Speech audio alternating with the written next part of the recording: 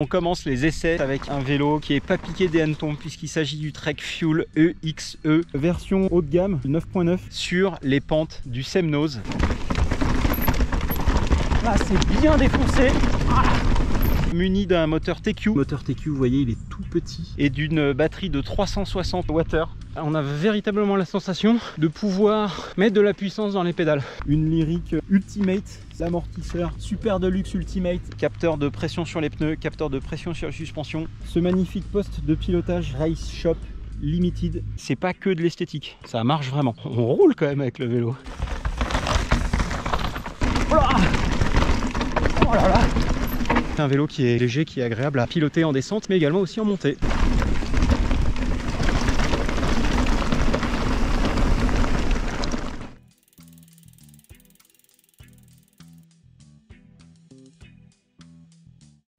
Salut à tous et à toutes et bienvenue dans En roue libre, l'émission qui affûte votre connaissance du monde du vélo.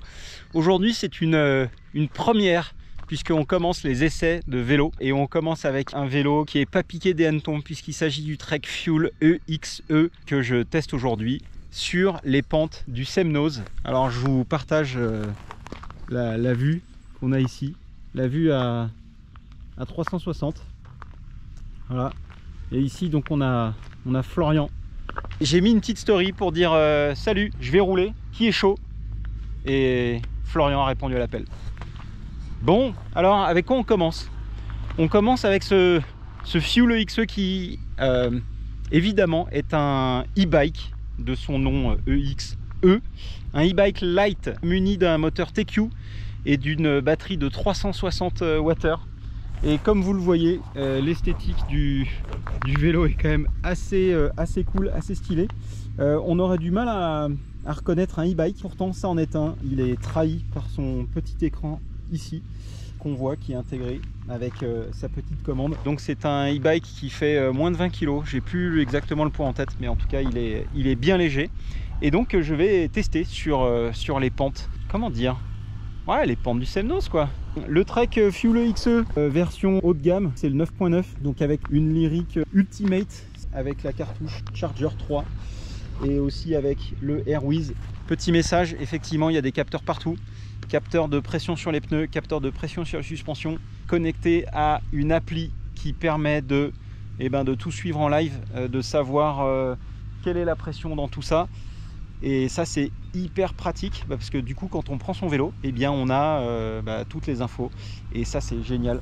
On a l'amortisseur Super Deluxe Ultimate également avec le Airwiz qu'on voit ici ou pas. On a la transmission SRAM XX, donc pédalier carbone, les freins code Ultimate, ce magnifique poste de pilotage comme vous pouvez le voir, RSL Race Shop Limited. Vraiment intéressant, un superbe design.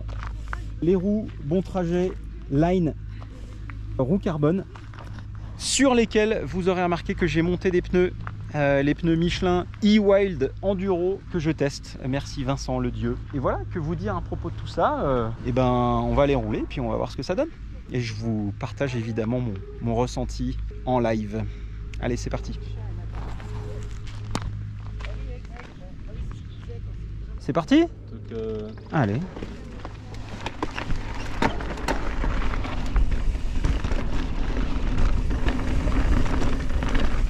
Woup.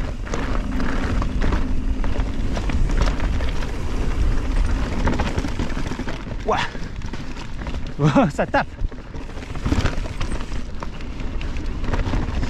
Alors, vous allez me dire, pourquoi est-ce que je roule avec ce vélo sur un bike park sur lequel ça ne fait globalement que descendre? Et bien comme vous pouvez le voir, il y a quand même des endroits où ça monte un petit peu, il n'y en a pas beaucoup. En tout cas ce qu'il y a de cool, c'est que le terrain un peu rocailleux, comme vous pouvez le voir, permet de tester un peu les suspensions et de se rendre compte du confort qu'elles apportent.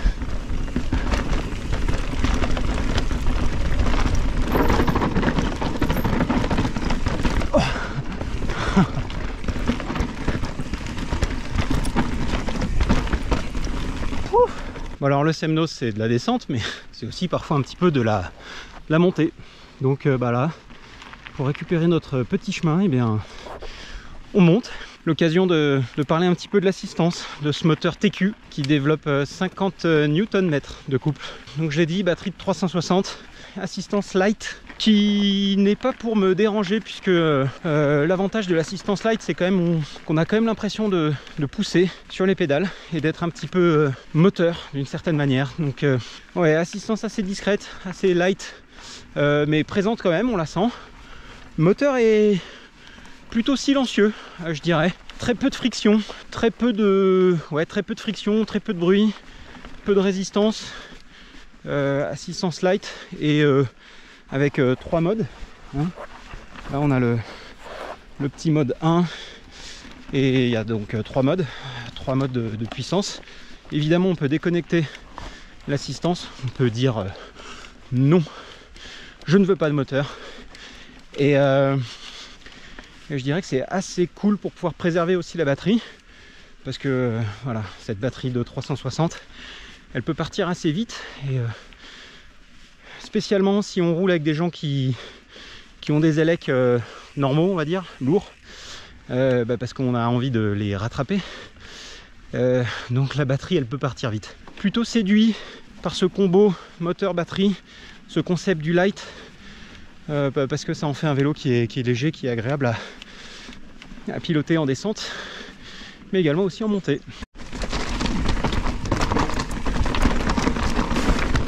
Alors l'avantage dans le Semnos, c'est qu'on a un petit peu toutes les conditions. On a de la caillasse, on a de la terre, et là comme vous voyez c'est un peu de la caillasse. Ce qui nous permet de tester les suspensions et de se rendre compte encore une fois de... Bonjour. De se rendre compte encore une fois que c'est cool. On a du confort, on a du grip, on a du contrôle.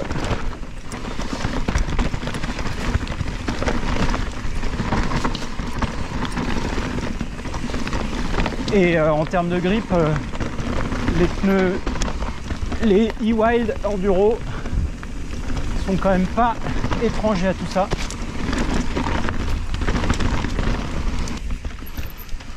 Oh.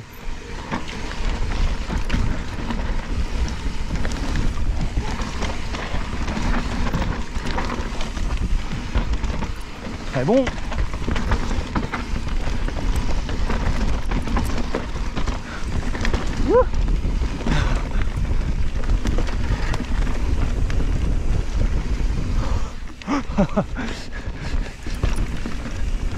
Très bon.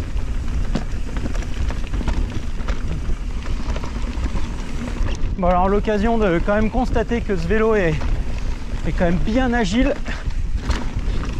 On le place quand même bien partout.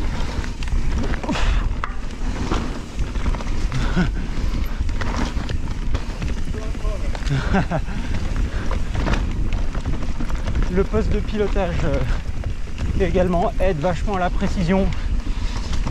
Faut dire que c'est du full carbone, bien rigide, pas trop raide pour autant, je trouve, ce qui est généralement le défaut des postes de pilotage carbone. Allez hop.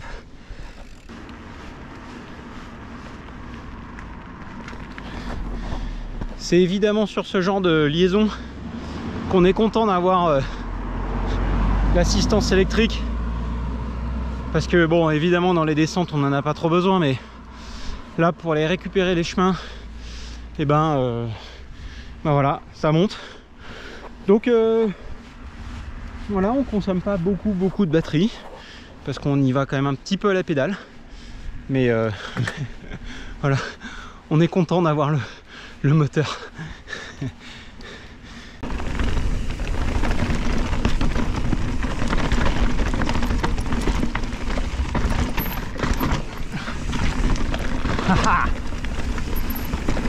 Alors je parlais d'un vélo agile, ouais, on est en plein dedans. C'est je vous rappelle, hein, c'est 150 devant, 140 derrière. Donc c'est plutôt un vélo all mountain que enduro. Et ça se ressent dans le dynamisme du vélo. Et ouais. Parce que ouais, c'est un vélo agile, léger, malgré le fait que ce soit un e-bike, mais bon, je vous disais vélo agile parce que c'est un donc 150 devant, 140 derrière, full carbone, et je pense que ça joue quand même pas mal. C'est vrai que donc le poste de pilotage, c'est un poste de pilotage, je crois que c'est en 50, donc ça c'est quand même bien rigide. Et les roues aussi sont quand même bien rigides.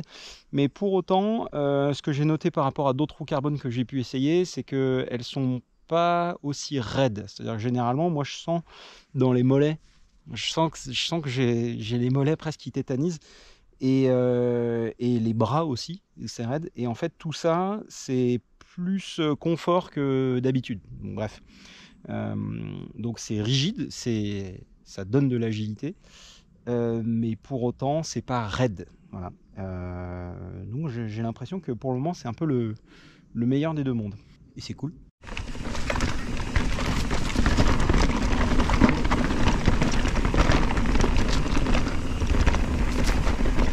Un petit mot sur la transmission AXS et généralement les composants AXS, Access comme on dit plutôt, très cool. Très cool. Allez, on met un peu d'assistance. Hop. Je suis pas un grand fan des pods, notamment le pod pour les vitesses. Pour autant, ça marche excessivement bien, que ce soit pour la transmission ou pour la tige de selle. Donc voilà, ça marche, propre, bien, tout ce qu'on demande.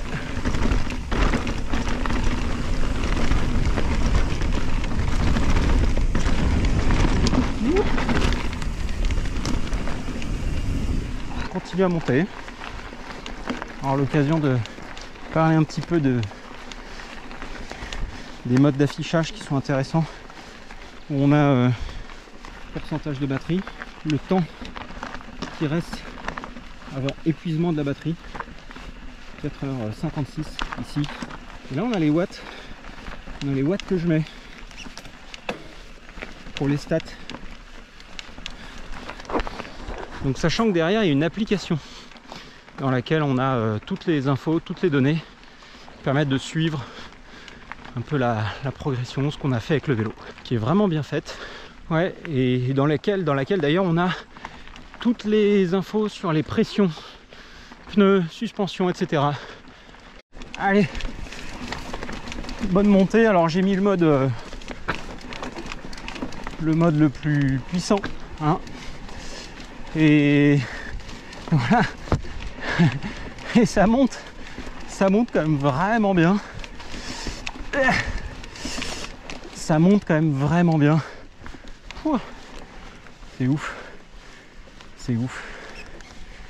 Et en fait, ce qui est vraiment génial avec ça,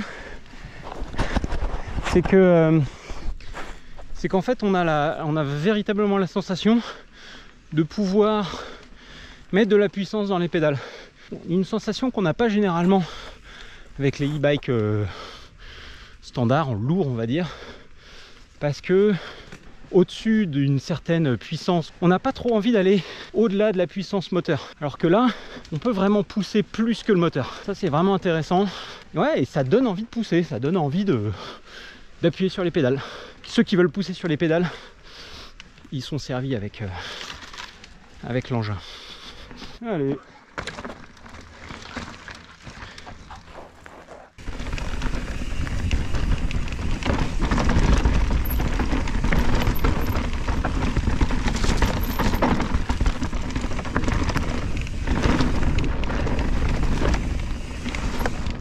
Ah là là, quel bonheur!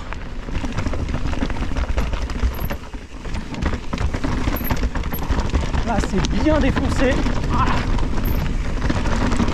Ah là, nickel!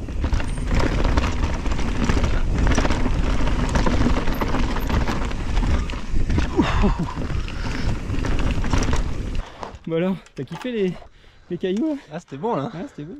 Hein? On est pas mal.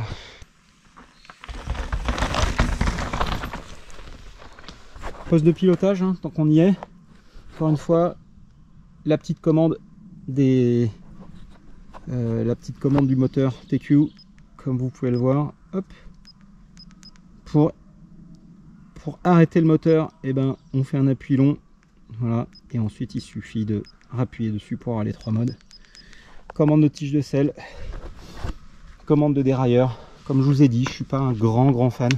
Moi, j'aime bien pouvoir descendre les vitesses avec l'index. Mais bon, on fait avec. Et puis voilà, ce poste de pilotage est quand même de toute beauté. Tout comme le reste du vélo d'ailleurs, hein, qui est quand même vraiment bien fini. Mais comme vous pouvez le voir, c'est pas que de l'esthétique, ça marche vraiment. On roule quand même avec le vélo. Voilà. Allez, on y retourne. C'est parti.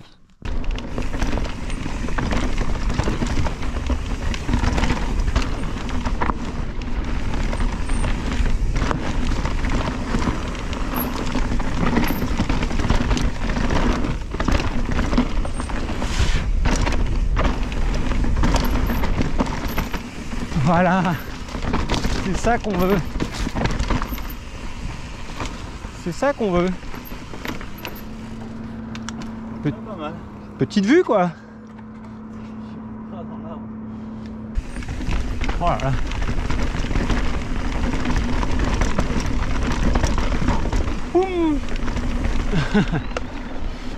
Alors j'ai quand même eu l'occasion de taper un peu avec les roues. Et jusqu'ici, il n'y a pas eu de pépin, pas eu de catastrophe avec les roues. Donc bon, c'est que ça tient.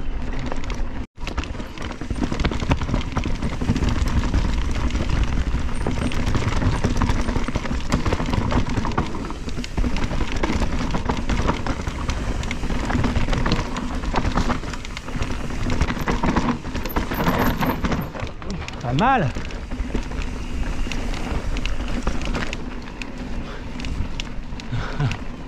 Encore une fois, on constate que quand même ce vélo se place de manière vraiment précise.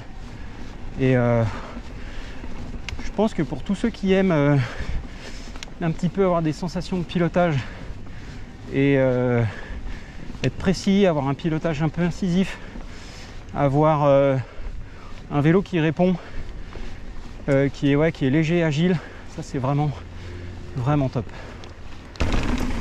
Oh là, oh là là.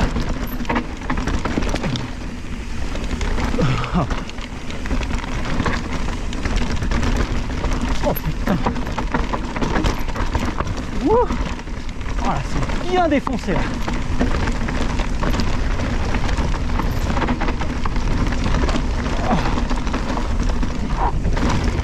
Oh là là.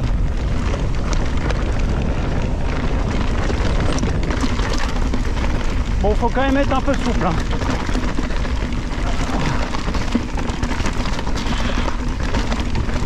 Oh là là là. Oh. Oh, oh, oh. Faut quand même être souple et avoir un peu des bras et des jambes. Oh là là.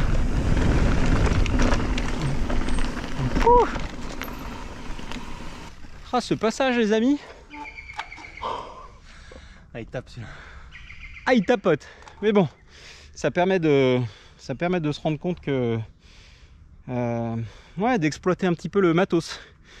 Comme je vous disais, bien rigide, bien précis. Effectivement, ça saucissonne pas dans tous les sens. Ça reste bien droit. Ça exige un petit peu de précision, un petit peu de physique aussi quand même, parce qu'il faut il faut le tenir le vélo, pas qu'avec les bras mais aussi avec les jambes. Donc après ça c'est quand on veut envoyer dans des trucs comme ça, donc effectivement c'est pas forcément le cas de tout le monde, mais en tout cas sachez que si vous voulez y aller, vous pouvez y aller. L'occasion de vous présenter également le côté du moteur TQ. Vous voyez, il est tout petit, il est vraiment tout petit, très compact. Et ici vous avez la prise pour le range extender qu'on va pouvoir mettre ici avec la petite, voilà. Et le range extender qui rajoute 50% d'autonomie au vélo, ce qui est quand même vraiment bien pour les grandes et longues sorties.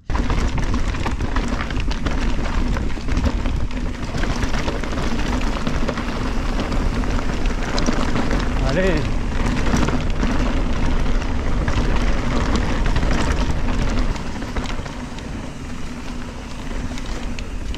Pas mal. Bon, et bien voilà, cette petite session touche à sa fin. Nous voilà au bord du lac. Regardez-moi ça, si c'est pas beau. Quoi vous dire en conclusion de cette sortie, cet essai de ce Trek Fuel EXE que l'on a sous les yeux, cette magnifique bête. La version que j'essaye est une version haut de gamme. À sa date de sortie, le tarif annoncé était de 14 000 €, donc 13 999 €. Est-ce que c'est justifié? Alors, certains diront non, certains comme moi diront franchement, c'est pas complètement abusé quand on veut un vélo, on va dire connecté, un vélo light, un vélo, on va dire actuel, avec tout ce qui se fait de mieux en termes de composants, que ce soit en roue, en transmission, en tige de selle, en poste de pilotage, en composants divers. Les capteurs de pression, mine de rien, jouent quand même un rôle important, intéressant, qui fait que en fait à chaque début de sortie, ben, on a sa pression dans ses suspensions, dans ses pneus, qui est quand même la base, je dirais, à chaque fois qu'on sort.